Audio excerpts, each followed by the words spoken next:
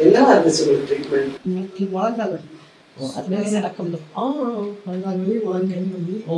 ரெண்டுமே ரொம்ப அக்காவுக்கு தான் முடியாது. அக்காவை சொல்லிட்டு சொன்னேன். அவங்க வந்து தவறு மிஸ்டேக்ல 70 வயசு அப்பா. அவங்க கொண்டு வந்து காமிச்சிட்டு இருந்தாங்க.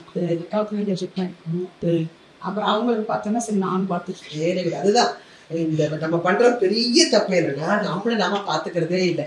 நம்ம வந்து யாருக்காகவோ வரும்போது இவங்க பண்ற ட்ரீட்மெண்ட்டை பார்த்துட்டு, ஆஹா இப்படி எல்லாம் கூட இருக்குதான்னு இப்பதான் தெரியும் உங்களுக்கு. பார்த்துட்டு தான் நீங்க வந்து உங்களுக்கே நீங்க ஆரம்பிச்சிருக்கீங்க. அப்ப இது கொஞ்சம் முன்னாடியே பண்ணிட்டுன்னு வச்சுக்கோங்களேன், இந்த வழியில வந்திருக்கேன். நோயற்ற வாழ்வை குறைவற்ற செல்வம்னு சொல்லி வச்சிருக்காங்க. ஆனா இப்ப பாத்தீங்கன்னா யாரை பார்த்தாலும் நோய் தான்.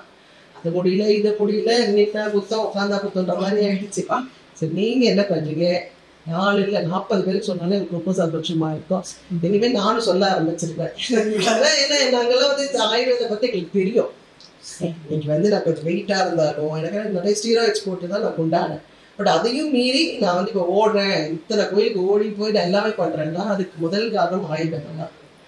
இவங்களோட வந்து இந்த ஒளிச்சல் பயிற்சியெல்லாம் நான் பண்ணிப்பேன், எப்பவுமே பண்ணிப்பேன், விடவே மாட்டேன். ஒரு ஊருக்கு போயிட்டு வரேன் உடனே பண்ணிப்பேன். என் உடம்பு நான் அப்படியே தயார் பண்ணி வச்சுருவேன், இன்னும் 10 நாள் ஓடுற மாதிரி பண்ணிப்பேன்.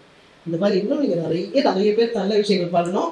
மறக்காம மாசம் 15 நாள் ஒரு வாட்டி வந்து ஒரு ட்ரீட்மெண்ட் பண்ணிக்கோங்க உங்களுக்காக.